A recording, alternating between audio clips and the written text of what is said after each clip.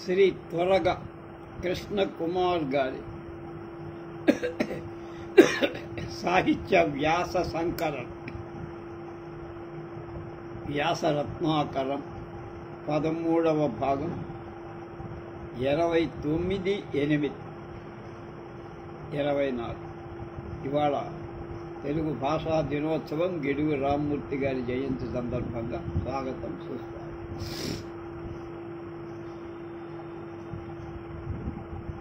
Doctor Madugula Anil Kumar గారి వ్యాసం కవికుల తిలకుడు మహాకవి కాళిదాసులో ఉన్నాం మనం. ఆయన పర్యావరణ మీద ఉపమాలంకారాలు ఎలా చెప్పారు అనే దాన్ని ఆలోచిస్తున్నాం. తర్వాత అయిపోయింది. ఆయన మాటలు సామెతలుగా లోకంలో ఎలా ప్రచారం అయ్యాయి అవి చెప్తున్నారు. అందులో ఉన్నాను. హేమ్నః సంలక్ష్యతే యజ్ఞౌ విశుద్ధి శ్యామికాయపి వా. ఇది రఘువంశ మహాకావ్యంలో మొదటి సర్గలో 10వ శ్లోకం.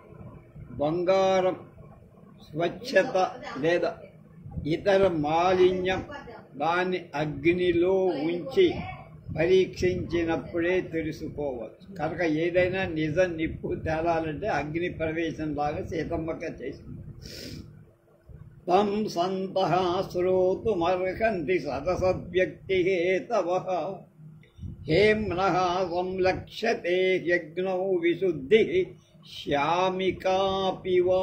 ఇది కూడా గుణదోషాల వివేకం ఉన్న విద్వాంసులే నా కావ్యాన్ని వినతగిన వాళ్ళు అన్నాడు కాళిదాసు.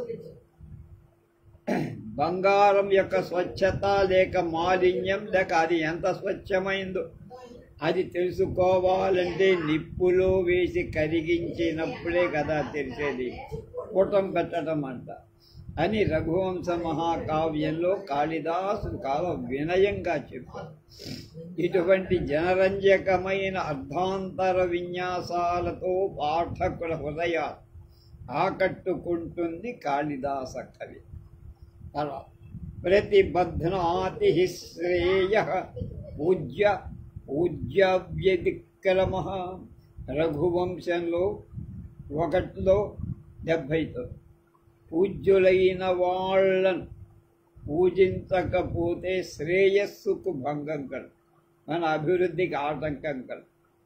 ఈప్సితం తదవజ్ఞానాద్విద్ధి సగ్నర్గలమాత్మనః ప్రతిబధ్నాతి శ్రేయః పూజా వ్యతిక్రమః.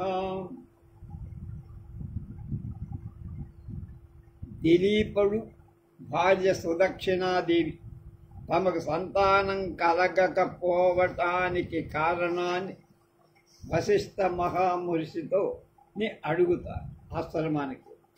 ఆయన దివ్య దృష్టితో చూసి, రాజా నువ్వు స్వర్గం నుండి భూలోకానికి వచ్చేయడం దారిలో కల్పవృక్షం నీడలో కామధేనువు కూర్చొని కనబడింది నీకు. దాన్ని నువ్వు లైట్ తీసుకున్నావు, తేలిగ్గా తీసేసుకున్నావు. కనుక ఆమెను పూజించకుండా హడావిడిగా భూదేవలోకానికి వచ్చేసావు. అందుకని ఆమె నేను శపించింది అబ్బాయి. కనుక పూజ్యులైన వాళ్ళను కనుక పూజించకపోతే కామధేనువు దొరకటమే అదృష్టం. నీకు దారిలో ఉందది. ఆ కామధేనువును పూజించకుండా వచ్చావు కనుక నీకు సంతానం కలగట్టేది అబ్బాయి అని గురువు గారు వశిష్ఠుడు చెప్పారు. క్రియాహి వస్తూపహితా ప్రసీదత్. ఇది కూడా రఘువంశంలోనే 3వ సర్గలో 20. యోగ్యమైన వాటిని వాడికి చదువు చెబితే అది సమాజానికి ఉపయోగం. బాగా జ్ఞానికి చదువు చెబితే సమాజానికి ఉపయోగం. చెవిటి వాడికి శంఖం బూదినా దానికెల్లా ఉపయోగం. గర్భంలో ఉన్నది మొదలు 8 సంవత్సరాల్లో బ్రాహ్మణులకు ఉపనయనం చేయాలి. అష్టగర్భ అంటారు. కనుక గర్భంలో ఉన్న దాంతో కూడా లెక్కేసుకోవాలి. అంటే 7వ సంవత్సరంలోనే వాడికి ఉపనయనం జరగాలి. క్షత్రియులకు గర్భంలో ఉన్నది మొదలు 12వ ఏట ఉపనయనం చేయాలి. అలాగే రఘువు గర్భంలో ఉన్నది మొదలు 12వ ఏట యోగ్యత గల రఘువు ఆచారం ప్రకారం ఆధ్యాత్మికమైన గురువు దగ్గరకు తీసుకువెళ్ళారు. గురువులు చెప్పిన పాఠాలు రఘువు బాగా నేర్చారు. గురువులు కూడా సఫలమయ్యారు. అదే అక్కడ చెప్పాడన్న క్రియాహి వస్తుపహిత ప్రసీదతి. యోగ్యుడైన వాడికి చెప్తే సమాజం వాడి వల్ల బాగు. తర్వాత పదం హి సర్వత్ర గుణైర్నిధీయతే. రఘువంశంలో 3వ సర్గలో 62 మంచి గుణాలు అందరూ మెచ్చుకునే విధంగానే చేస్తాయి కనుక మంచి గుణాలుంటే జనమంతా మెచ్చుకుంటుంది. రఘువు సద్గుణాలను చూసి శత్రువైన ఇంద్రుడు కూడా అతన్ని మెచ్చుకున్నాడు. అది రఘువంశం. భిన్న రుచిర్హి లోకంలో ప్రజలకి వేర్వేరు విషయాల్లో వేర్వేరు అభిష్ట ఆలోచన రుచులు కలిగి ఉంటారు. దాన్నే మనం లోకో భిన్న రుచి అంటాం. కనుక అంగరాజు సకల సద్గుణ సంపన్నుడే అయిన అంగరాజును ఇందుమతి వరించలేకపోయి. ఇద్దరూ గుణవంతులే అయినా ఒకరికొకరు నచ్చకపోవడం లోక స్వభావం. దానికి కారణం ఎవడు ఏం చెప్పలేరు. అలాగే ఇంకొకటి 20వ సామెత మరణం ప్రకృతి శరీరణం వికృతి జీవితముచ్యతే బుధై క్షణమప్యవతిష్టతే శ్వసన్ యది జంతుర్న సులాభ వనసౌ. అది రఘువంశంలో 8వ సర్గలో 37వ శ్లోకం. మరణం అనేది ప్రకృతిలో సహజమైన పరిస్థితి. ఎవరికైనా సరే పుట్టాడంటే చావు వెంటనే రాసున్నట్టే. ఆ పుట్టిన మరణాన్ని క్షణం నుంచి వాడు చావుకి దగ్గర అవుతున్నట్టుగా నిలకాలి. కనుక వికృతితో కూడిందే జీవితం. ప్రకృతితో పాటు వికృతి కూడా దాంతో పాటే ఉంటుంది. మరణంతో పాటు జననంతో పాటు మరణం కూడా కలిసి ఉంటుంది. మొదటి పుట్టినరోజు చేసుకున్నాడంటే వాడు ఆయుష్లో ఒక ఏడాది తగ్గిపోయినట్టు లెక్క. అది లెక్క చేసుకోవాలి. ఈ విషయం ఎవరికి తెలుస్తుంది? బాగా జ్ఞానులకు తెలుస్తుంది. మిగతా వాడు పుట్టినరోజు పండగ చూసుకుంటారు కానీ తమ ఆయుర్దాయంలో ఒక ఏడాది అయిపోతుందిరా అనే భావం రాదు వాళ్ళకి. ఒకే వ్యక్తి కేవలం 1 సెకండ్ మాత్రమే జీవించి ఉన్నా అతను తనను తాను లాభయదాయకంగా ఈ క్షణంలో నేనేం చేస్తే లోకం బాగుపడు, ప్రకృతికి లోకానికి నేనే విధంగా సహాయం చేయగలుగుతా అని ఆలోచించేవాడు ధన్యుడు అని. కామార్థాహి ప్రకృతి కృపణాశ్చేతన అచేతనేషు. ఇది కూడా బాగా అందరూ చెప్పుకునే మాట. మేఘ సందేశంలో చెప్పాడు. ఇది 1లో 5. కాముకులు చైతన్యం ఉన్నదేది, చైతన్యం లేనిదేది అనే విషయంలో స్వాభావికంగానే దీనంగా ఉంటారు. అరే ఇది మనం చెప్తున్నాం, మేఘానికి మన సందేశం ఏమిటి అనేటువంటి ఆలోచన వాడికి. ఎందుకంటే వాడు కామంలో ఉన్నాడు, ఆధారంగా కామం మీద ఆదుర్దాగా. అందువల్ల వాడికి ఇది మంచా ఇది చెడ అనేది రెండోది ఏం తెలియదు, ఆలోచించడు. అక్కడ ధూమజ్యోతి సలిల మరుతాం సన్నిపాత క్వమేషు క్వమేఘ సందేశార్థా క్వ పటుకరణై ప్రాణిభిః ప్రాపణీయా ఇచ్చౌచుక్ష్యాద పరిగణ వ్యంగుహ్య కస్తం యయాచే కమార్తాయి ప్రకృతి కృపణ చేతనా చేతనేషు. ఇది చివరి లైన్ దానిలో కలిపారు.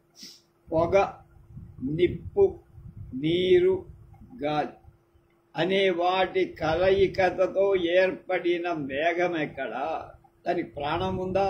వీటితో ఏర్పడి సమర్థాలైన ఇంద్రియాలున్న ప్రాణులతో పంపాల్సిన సందేశాలు ఎక్కడ?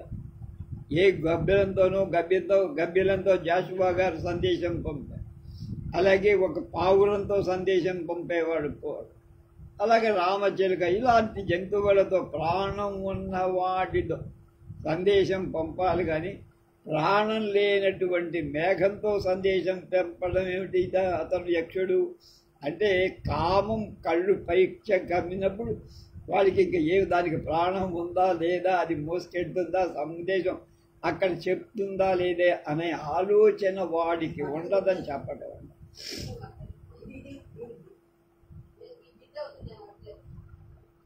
రిక్త సర్వో భవతి లఘు వర్ణతా గౌరవాయ.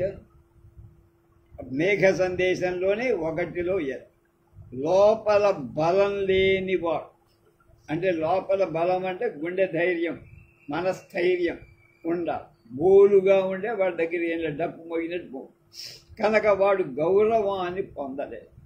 బలంగా ఉన్నవాడే గౌరవాన్ని. అది లోకంలో సామెత. ఓ మేఘుడా, నువ్వు వాన కురిపిస్తూ అడవి ఏనుగుల మదంతో చేదుగా ఉండి సువాసనలు వెదజల్లే నేరేడు పదలు అడ్డుగా ఉండే రేవానది జలాన్ని తాగి ముందుకు వెళ్ళవయ్యా. ఆ నీటి బరువుతో లోపల బలంగా ఉండే నిన్ను గాలి ఇక కదిలించలేదు. నీదే ప్రతాపం అవుతుంది. గాలి కూడా నిన్నేం చెయ్యదు. బలం లేని వాడు గౌరవం పొందలేడయ్యా. కనుక రేవానది నా నీరు తాగు. ఆ రేవానది నీరు తాగితే నీకు బలం పెడుతుంటే మేఘంలోకి జలం చేరుతుంది. అప్పుడు గాలి అంత తేలిగ్గా కదిలించలేదు. కనుక బలం గలవాణ్ణి కదిలించడం కష్టం, బలం లేని వాణ్ణి కదిలించదు. కాళిదాసు కావ్యాలలో ఇటువంటి సూక్తులు ఇంకా చాలా ఉన్నాయి. కొన్నే మాత్రమే నేను చెప్పానంటున్నారు మాడుగుల అనిల్ కుమార్.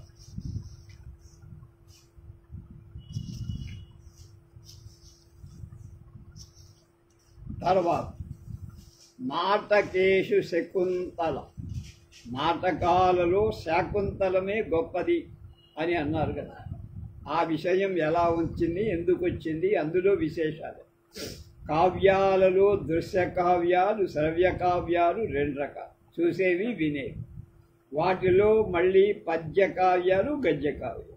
పద్యాలు ఉన్నవి వచనంలో. పద్యం గద్యం రెండూ కలిసిన కావ్యాలని చెంపులు అంటారు. దృశ్య కావ్యాలంటే నాటకం, శ్రవ్య కావ్యాలంటే శ్లోకాలు మాత్రమే ఉండేవి. రేడియో అంతా శ్రవ్యం. అది మహాకవి కాళిదాసు కేవలం పద్య కావ్యాలు రచించే దానిలో మాత్రమే నిపుణుడా. అభిజ్ఞాన శాకుంతలం, మాళవికాగ్నిమిత్రం, విక్రమ పూర్వసేయం అనే 3 నాటకాలు దృశ్య కావ్యాలు కూడా. వీటిలో అభిజ్ఞాన శాకుంతలానికి ప్రపంచ మేధావులంతా మెచ్చుకున్నారని చెప్పుకున్నాం. చాలా విదేశీయ పండితులు ఈ కారణంగానే కాళిదాస్ ఇండియన్ షేక్స్పియర్ అంటారు. కానీ అది తప్పరా, షేక్స్పియరే ఇండియన్ కాళిదాస్ అనాలని చాలామంది పెద్దలు మనవాళ్ళు.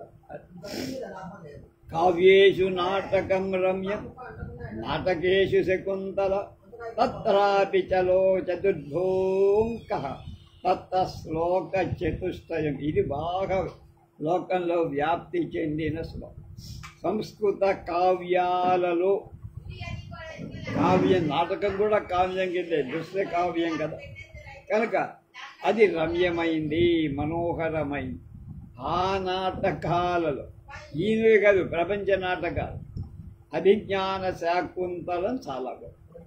శాకుంతలంలో కూడా 4వ అంకం మిగిలిన వాటి కంటే చాలా గొప్ప.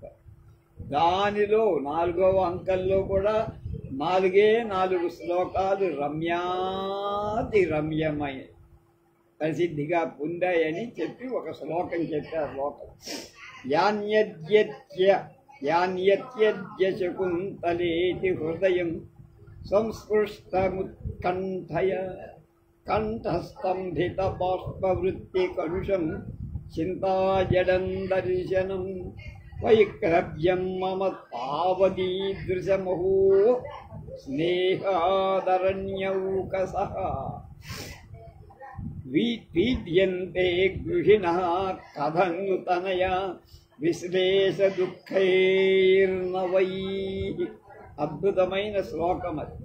ఇది అభిజ్ఞాన శాకుంతలంలో 4వ సర్గలో 5వ శ్లోకం. ఈ శ్లోకం మొదటిది. ఈరోజు శకుంతల అత్తారింటికి వెళ్ళిపోతుందని కణ్వ మహర్షి బాధపడుతున్నాడు.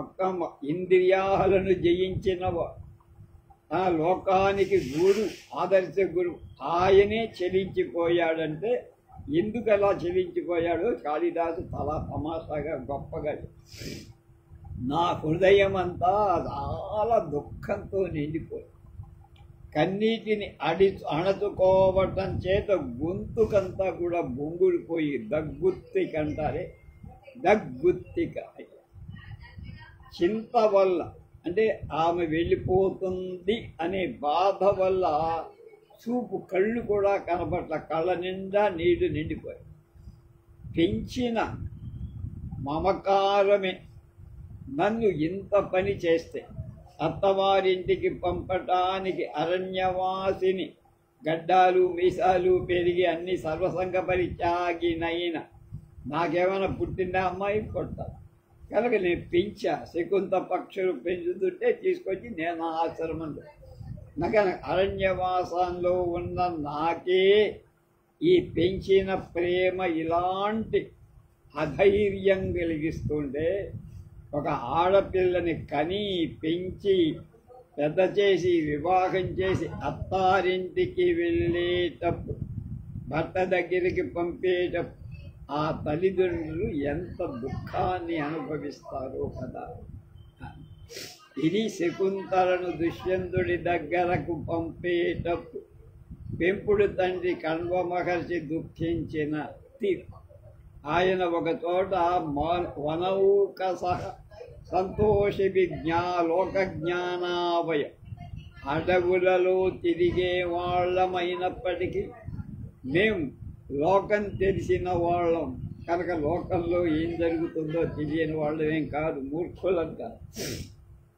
కనుక ఒక అలౌకికమైన అమ్మాయి తండ్రి కూతురును భర్త దగ్గరకు పంపేటప్పుడు కన్నీరు మున్నీరయ్యే బాధను తపస్వి అరణ్యవాసి అయిన కణ్వ మహర్షి అనుభవించి చెప్పారు. ఆయనతో చెప్పించాడు కాళిదాసు. అక్కడ ఉన్న గొప్పత.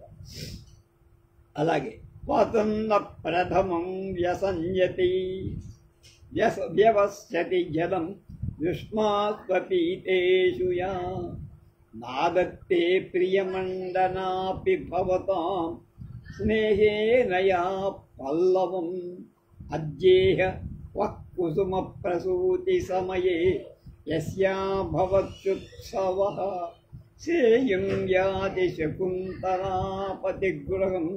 సర్వైరనుజ్ఞాయతాం. ఇది అభిజ్ఞాన శాకుంతలంలో 4వ సర్గలో 3వ సర్గ. 4వ అంకంలోని 4 శ్లోకాలలో ఇది 2వ. ఇది 4లో 8వ శ్లోకం.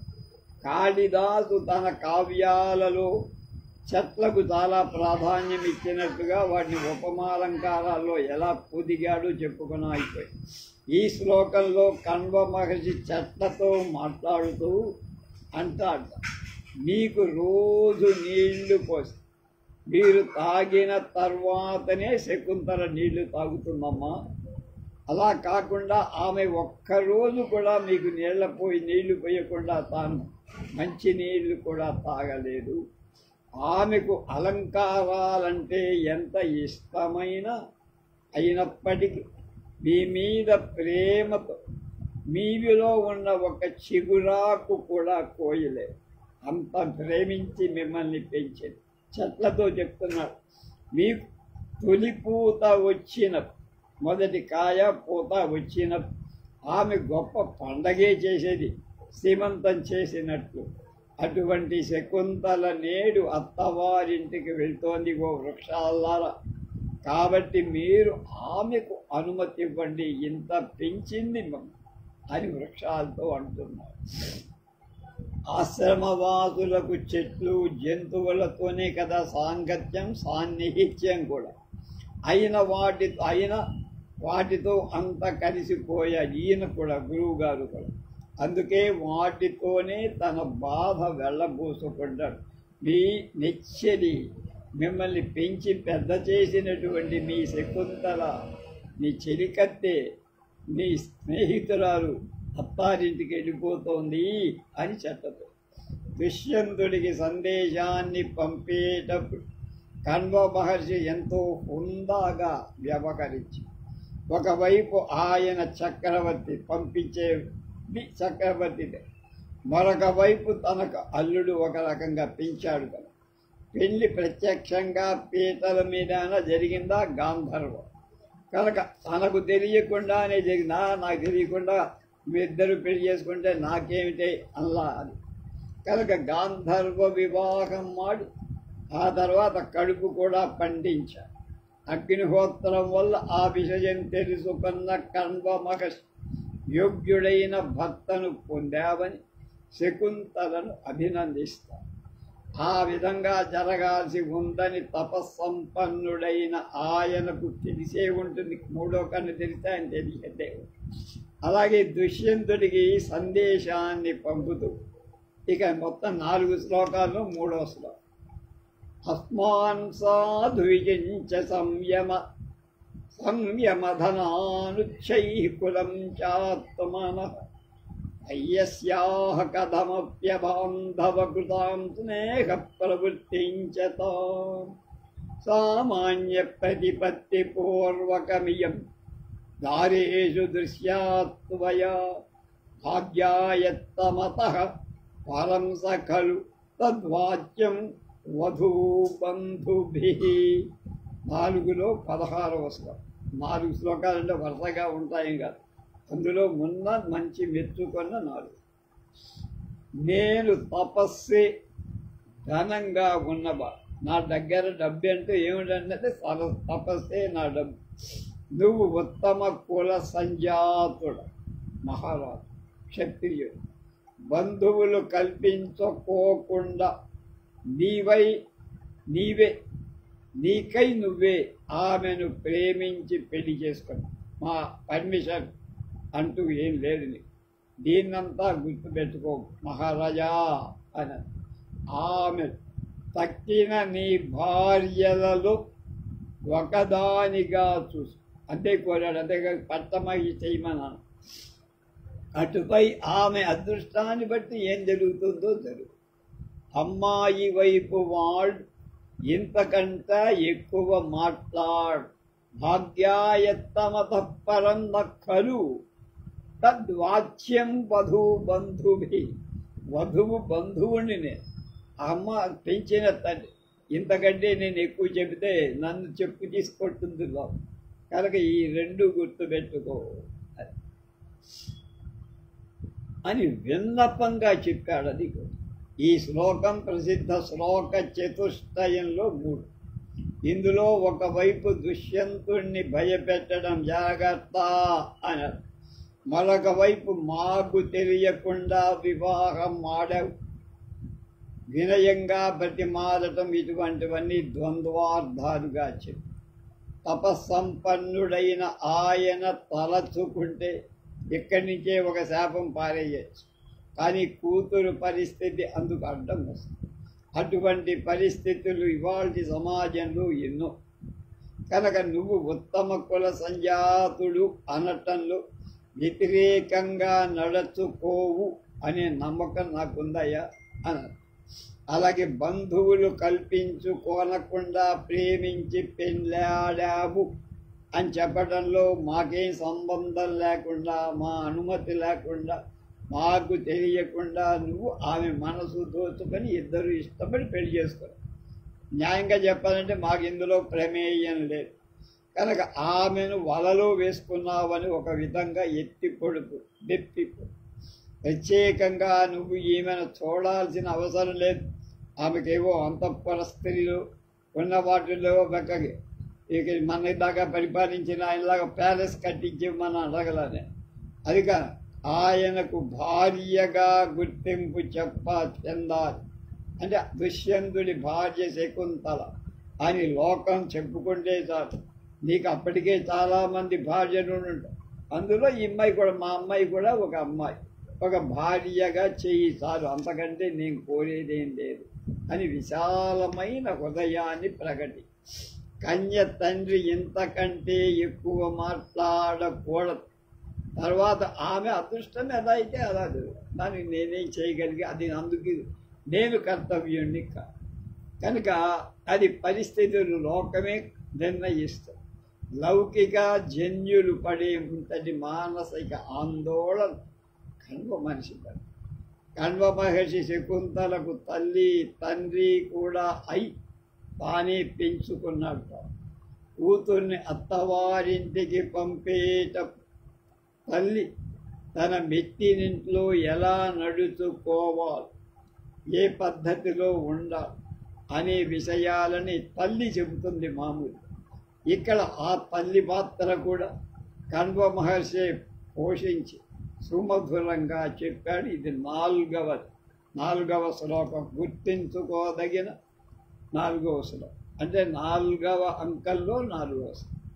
శుశ్రూషస్వ గురున్ ప్రియ సఖీ వృత్తిం సపత్నీ జనీ భర్తుర్విప్రకృతాపి రోషణతయామాత్మ ప్రతీపంగమః భూయిష్టం భవదక్షిణా పరిజనే భాగ్యేష్వనుచ్ఛేకిని యాంచేవం గృహిణీ పదం యువతయో వామాః కులస్యాధయః.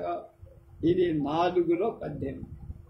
ఈ శ్లోకంలో ఇందాకటి 16, ఇది 10. ఇది శ్లోక చతుష్టయంలో చివరి 4. అత్తమామలకు సేవ చెయ్యమ్మాయి. సవతులు చాలామంది ఉంటారు, వాళ్లతో స్నేహంగా మీరు వాళ్లతో మత్సరం పెంచుకోక, అసూయ కానీ ద్వేషం కానీ వాళ్ళ పట్ల చూపద్దు. భర్త నీకు ఇష్టం లేని పని చేసినప్పటికీ కోప్పడవద్దు. భర్తుర్విప్రకృతాపి రోషణతయా మా అస్మ. భర్త నీకు ఇష్టంగా అయిష్టంగా ప్రవర్తించిన ఆయన మీద కోపం తెచ్చుకో. భర్తకు విరుద్ధంగా కూడా నడవద్దు. అలాగే ప్రతీపంగమః భూయిష్టం భవ దక్షిణా పరిజన. అలాగే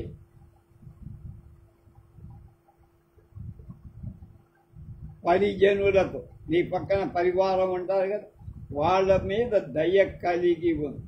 అబ్బో, నేను కన్వాశ్రమంలో ఏంది ఆకులు అలవం తిరుగుతూ ఆ అరణ్యంలో జంతువులతో పక్షులు తిరుగుతున్న చెట్లు చామలు, ఇక్కడ మహా అంతఃపురంలో బ్రహ్మాండమైన రాజభోగాలు అనుభవిస్తున్నా కనుక నా సంపదలు బాగా ఉన్నాయి అనేటువంటి ఆ సంపదలకు పొంగిపోవద్దు. యువతులు ఈ విధంగా నడుచుకొని మంచి ఇల్లాళ్ళు అనే పేరు తెచ్చుకోవాలి. వామాకులస్యాధయ అన్నాడు. అలా నడుచుకొని యువతులు పుట్టినింటికి మెట్టినింటికి కూడా దీనికి విరుద్ధంగా ప్రవర్తిస్తాయి. పుట్టింటి వాళ్ళకి అత్తారింటి వాళ్ళకి మనోవ్యధను కలిగిస్తాయి.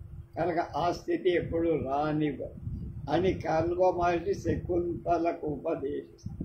ఈ శ్లోకాలు చదివిన వెంటనే ఎంతటి వారి గుండె అయినా ద్రవించి కంట నీరు కారవలసి. మెట్టినింటికి వెళ్ళే అమ్మాయికి ఇంత మధురంగా ఉపదేశం చేయట ఇవాళ నేటి వాళ్ళకి సాధ్యమవుతుందా? ఇది మహాకవి కాళిదాసు కణ్వ మహర్షి నోట పలికించిన ఉత్తమోత్తమైన వాక్యం. వివిధ శాస్త్రాలలో కాళిదాసుకున్న నైపుణ్యం చూద్దాం. ముందు వ్యాకరణ శాస్త్రాన్ని గురించి చెప్తున్నారు డాక్టర్ మాణిగుల అనిల్. లబ్ధ ప్రతిష్ఠా ప్రథమం యూయం కిం బలవత్తరై అపవాదైర్వోత్సర్గా కృతవ్యావృత్తయ పరై. కుమార సంభవంలో 2వ సర్గలో 27. సామాన్య శాస్త్రాలు అపవాద శాస్త్రాలతో బాధపడినట్టు లబ్ధ ప్రతిష్ఠులైన మీరు బలవంతులైన మీ శత్రువులకు చెక్కి ప్రతిష్ట కోల్పోతారా అనేవి బ్రహ్మవాక్యం. మా హింసాత్ సర్వభూతాని అనేది సామాన్య శాస్త్రం. హింస అనేది విషయం వచ్చిన ప్రదేశంలో అంతా పై సూత్రం దాన్ని వర్తిస్తుంది. మా హింస్యాత్ అంటే హింస చెయ్యొద్దు. ఏ విధంగా? మానసికంగా కానీ శారీరకంగా. అగ్నిష్టోమ యాగంలో పశువును వెయ్యాలి అనే అర్థం ఉన్న అగ్నిష్టోమీయం పశుమాలభేత అనే అపవాద శాస్త్రం ఒకటి పట్టు. వ్యాకరణంలో శాస్త్రం అంటే సూత్రం అంటారు. మొదట సామాన్య శాస్త్రం దీన్ని అడ్డగిస్తూ దీనికి చోటు లేకుండా చేసేసరికి అటువంటి సామాన్య శాస్త్రాన్ని ఈ విశేష శాస్త్రం సంపూర్ణంగా జయించి తన ప్రత్యేకత తాడుకుంటూ అగ్నిష్టోమీయం మొదలైన ప్రత్యేక స్థలాలలో తానే వస్తుంది. అయినప్పటికీ ఈ అపవాద శాస్త్రం ముందు సామాన్య శాస్త్రం శక్తి పోగొట్టుకొని నిరర్ధకంగా. అలా ఓ దేవతలారా, ముందు లబ్ధ ప్రతిష్ఠులైన మీరు బలంగా ఉండి అపవాద శాస్త్రాలచే సామాన్య శాస్త్రాలలాగా మీ శత్రువులతో ఓడిపోతారా అనే చోట ఓడిపోయారా అనే చోట శత్రువులకు అపవాద శాస్త్రాలతో పోలిక చెప్పారు. అపవాద శాస్త్రాల బలాన్ని గురించి పరనిత్యాంతరంగాపవాదానాం ఉత్తరోత్తరం బలీయ. కనుక ఈ వ్యాకరణ శాస్త్ర పరిభాష అలా. దీనితో శత్రువుల బలం సర్వాధికంగా ఉంటూనే దేవతలకు సామాన్య శాస్త్రంలో చెప్పిన పోలికలను బట్టి తారకాసురుడి ముందు దేవత సంపూర్ణంగా శక్తి కోల్పోయినట్లుగా ఇక్కడ ఉన్న ఉపమానం మనకు చెబుతారు. మహాకవీంద్రుడైన కాళిదాసు వ్యాకరణ శాస్త్ర పారీణత ఈ శ్లోకంలో మనం తెలుసుకోగలమన్నారు. నరాధిపసుతానృపాత్మయై తే చతాభిరమన్ రగమన్ కృతార్థతాం సో భవద్వరవధూ సమాగమ ప్రత్యయ ప్రకృతియోగ సన్నిభ. రఘువంశంలో 11వ సర్గ 50. ఆ వధూవరుడు ప్రకృతి ప్రత్యయాల వాళ్ళ ప్రకృతితో ప్రత్యయం ఎలా కలుస్తుందో అలా. అంటే వాటికి మధ్య భేదం లేక పరస్పర సహకారాన్ని పొంది భార్యాభర్తలై కృతార్థులై జీవిత పరమావభావులు అయిన పరమ అవధులైన పురుషార్థాలను సాధించగలవాడు అయ్యాడు. ప్రకృతికి ప్రత్యయాన్ని చేరిస్తేనే మనకు కావాల్సిన అర్థం వస్తుంది. చాలా వరకు భారతీయ భాషలన్నిటికీ ఈ సూత్రం వర్తిస్తున్నది. ఉదాహరణ భూ అంటే ఉండు అని, అలాగే డుంకృత్ చేయు అనే ధాతువులు ప్రకృతులు. ఇవి ధాతు సంబంధ వీటికి తింగ్ అనే ప్రత్యయం చేస్తే భవతి, భూ అనేటువంటి దానికి తింగ్ చేస్తే భవతి అవుతుంది. ఉన్నది ఉన్నది.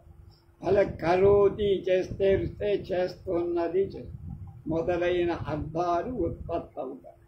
అలాగే సుప్పు, సన్ మొదలైన రకరకాల ప్రత్యయ వేర్వేరు ప్రకృతులతో చేసి రకరకాల పదాలు అర్థాన్ని ఇస్తారు.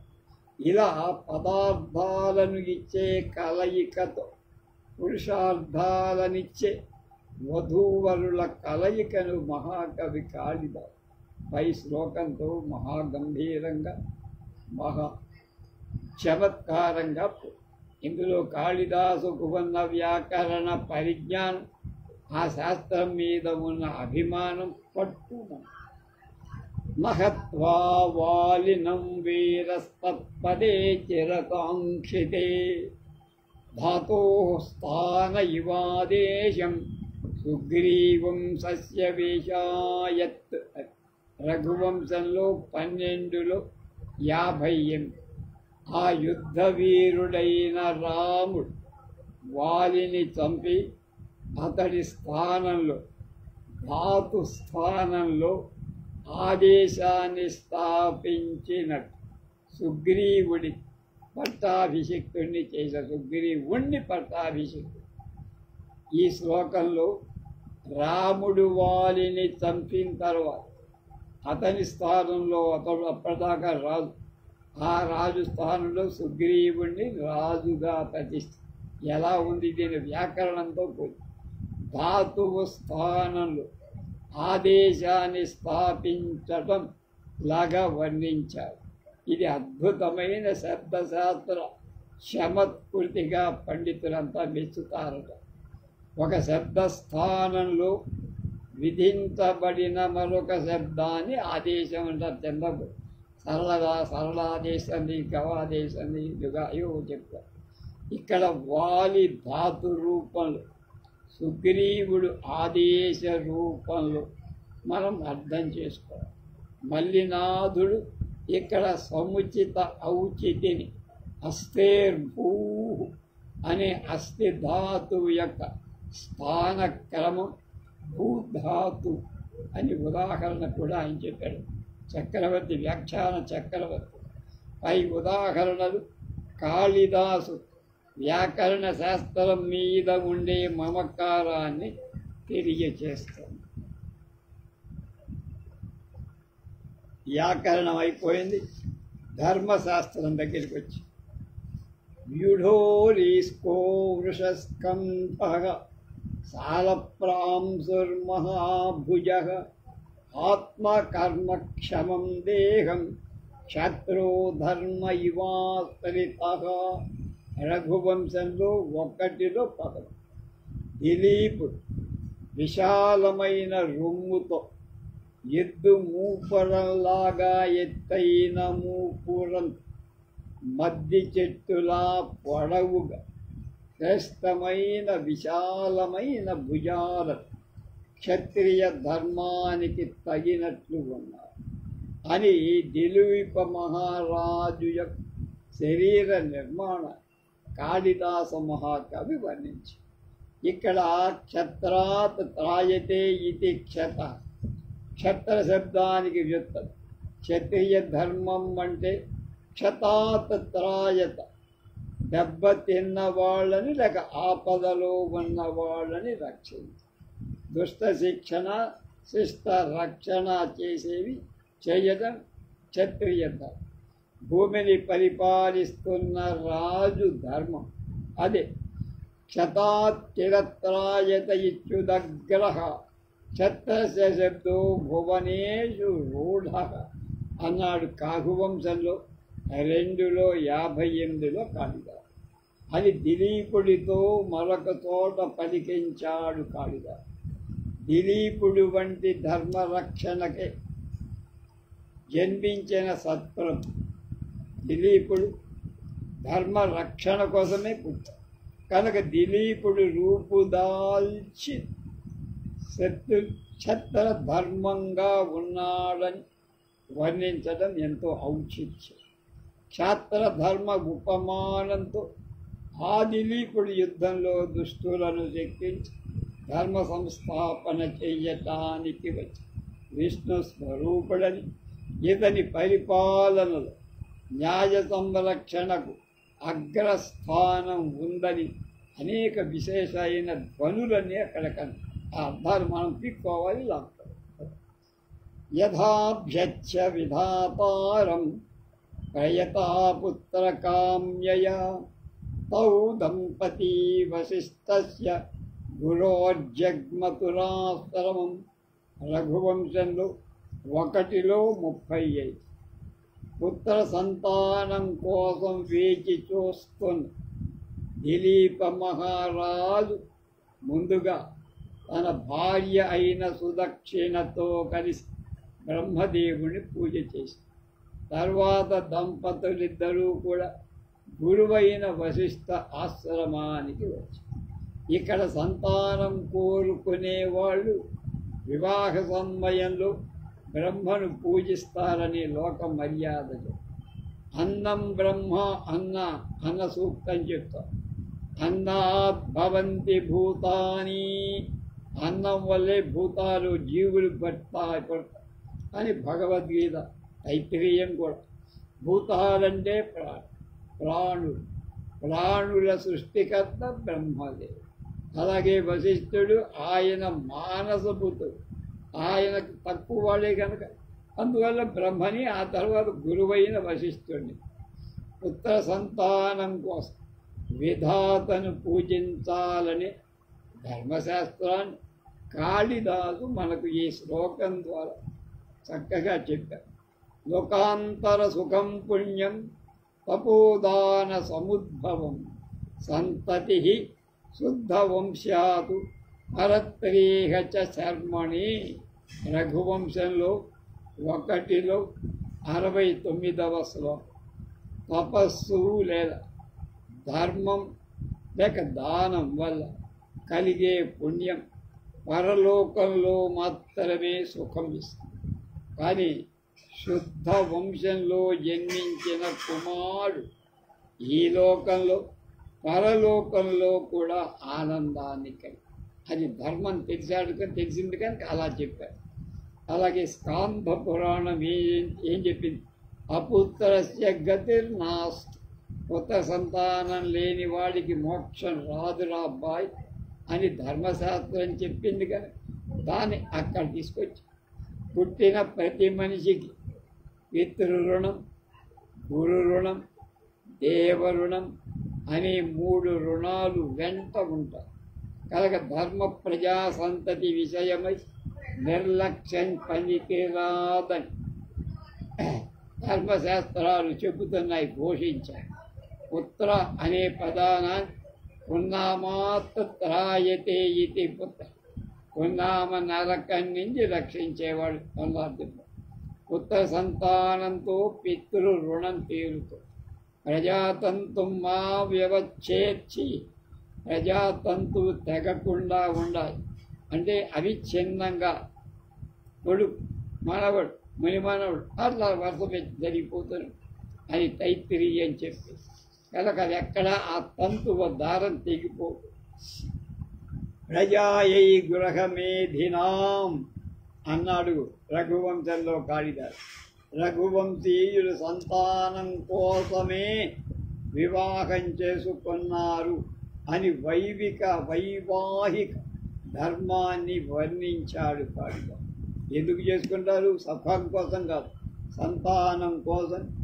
అలాగే సత్సంతానం. శకున శాస్త్రం ఒకటి చెప్తా ఉందట, అని మేఘ సందేశంలో కాళిదాసు చెప్తారు. వృద్ధాపాంగ ప్రసరమలకైరంజన స్నేహశూన్యం ప్రచ్ఛాదేశాదపి చ మధునో విస్మృత భ్రూవిలాసం త్వయ్యానన్నే నయనముపరి పంది శంఖే మృగాఖ్యా మీనక్షోభాచల కువలయ శ్రీతులామేష్యతీతి. మేఘ సందేశంలో 2లో 34. ఓ మేఘుడా, పుష్కలావర్తన మేఘం అని పేరు. భర్తకు దూరమై నాకు ఈ అలంకారాలు ఎందుకని కఠినమైన వ్రతంతో ఆ అలంకారాలకు దూరంగా ఉంది నా భార్య. ఏ అలంకారాలు పెట్టుకో, అలంకారాలను పక్కకు పెట్టేసి కేశ సంస్కారం లేదు, తల దువ్వుకోవడం, నూనె రాసుకోవడం మర్చిపోయింది. ఎందుకంటే నా మీద ఉన్న ప్రేమ. ముంగురులకు నూనె పెట్టుకోవట్లేదు. ముంగురుడు అస్తవ్యస్తంగా నుదుటి మీద పడి కంటి చూపులకు కూడా అడ్డం వస్తాయి. దువ్వుకుంటే ఉంటాయి, లేకపోతే మీద పడతాయి. కటాక్ష వీక్షణాల ఆటంకాలు, ఆ కళ్ళలోంచి కరుణతో కూడినటువంటి దృష్టి రావటానికి ఆ పైన ముంగురులు అడ్డుపడు కనుక కళ్ళకు కాటిక పెట్టుకోవట్లేదు. ఆ కళ్ళు కాంతి కోల్పోయి కాటిక పెట్టుకుంటే కళ్ళ కాంతి బాగా పెరుగుతుందని మన వాళ్ళు ఆముదం దీపంతో కాటుక తయారు చేసి పెట్టు.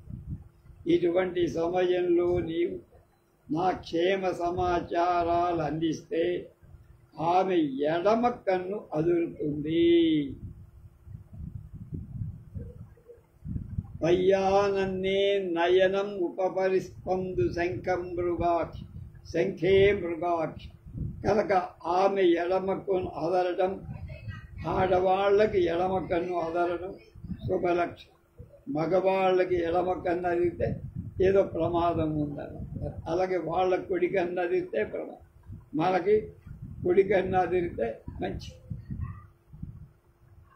అప్పుడు ఆమె అది శుభలక్షణం కనుక అప్పుడు ఆమె సౌందర్యవతిగా. ఈ శ్లోకంలో స్త్రీలకు ఎడమ కన్ను అదరడం శుభ సూచకం. ఇష్టకార్యసిద్ధి అని శకున శాస్త్రాన్ని అవపోసన పట్టిన కాళిదాసు ఆయన కూడా జ్యోతిష్ శాస్త్రం రాశాడు. పురుషులకు కుడి భాగం అదరటం శ్రేష్టం. వామశ్చాస్యాః కరరుహ పదైర్ముచ్యమానో మదీయై ముక్తాజాలం చిరపరిచితం శ్యాజితో దైవగత్యా సంభోగాంతే మమ సముచితో హస్త సంవాహనానాం యాస్యత్యూలు సరస కదలి స్తంభగౌరశ్చలత్వం. మేఘ సందేశంలో 2:30. ఓ మేఘుడా అనర్థం. ఆమె నా ప్రేయసయ్య, నేను ఆమె ప్రియునిరా. వియోగం అంటే ఏదో తెలియని మాకు ఈ విధి వైపరీత్యంతో ఇంతకాలం ఎడబాటు వచ్చిందయ్యా. నా సందేశాన్ని తీసుకుపోయి నీవు ఆమె దగ్గరకు చేరగానే స్వరత సుఖాంతంలో నేను నా చేతితో తరచే తెల్లటి అరటి స్తంభం వంటి ఆమె ఎడమ తొడ శుభసూచకంగా అదురుతుంది. ఈ శ్లోకంలో కూడా స్త్రీలకు ఎడమ తొడ అదిరితే శుభం అనే విషయాన్ని శకున శాస్త్రాన్ని కూడా చెప్పి శాంతమిదమాస్త్రమపదం స్ఫురతి చ బాహు కుతః ఫల నిహాస్య అథవా భవితవ్యానాం ద్వారాణి భవంతి సర్వత్రా. ఇది అభిజ్ఞాన శాకుంతలలో మొదటి అంకంలో 15వ శ్లోకం. ఏమిటి? కుడి భుజం అదురుతోంది ఏమిటి? ప్రశాంతమైన తపోవనంలో ఈ శకునానికి కారణం ఏమవుతుంది? ఏమై ఉంటుంది? ఇక్కడ నాకేం ఫలితం? ఈ కుడి భుజం అదిరటం వల్ల ఏదో ప్రమాదం ముందుకు వచ్చినట్టుగాని అని ఖండ్వాశ్రమంలో ప్రవేశిస్తూ దుష్యంతుడు తన మనస్సులో అనుకుంటాడు, వాడికి మంచిగా మంచి. ఇక్కడ పురుషులకు కుడివైపు అదరడం శుభసూచకం అనేటువంటి శకున శాస్త్ర విషయాన్ని చక్కగా వివరించాడు కాళిదాస మహాకవి. రేపు ఆయుర్వేద శాస్త్రంలో కాళిదాసుకున్న ప్రతిభ ఏమిటో తెలుసుకుందాం.